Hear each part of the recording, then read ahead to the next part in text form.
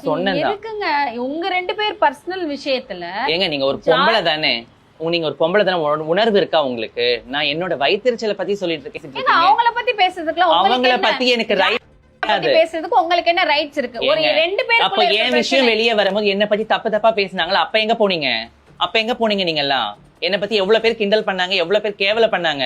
எனக்கு குடும்பம் இருக்குல்ல, அதை சொல்லுங்க. இல்ல வைஷு அவர்களே, ஒரு விஷயம் நான் சொல்றேன்.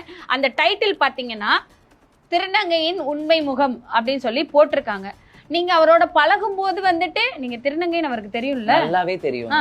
நல்லாவே தெரியும்ன்றதுனால தான் வந்து அவர் உங்களை லவ் பண்றேன்னு சொன்னாரா? பண்ணாரு, லவ் பண்றேன்னு சொன்னாரு, குடும்பம் நடத்தினாரு, எல்லாம் வச்சிருக்கேங்க. எல்லாத்தையுமே ஷோ பண்ணியும் ஆச்சு. நான் உடனே சொல்றேன், லவ் பண்றவங்க கிட்ட யார் வீடியோ எடுத்து வச்சுக்கிறீங்க இப்போ சொல்லுங்க. அதுக்கு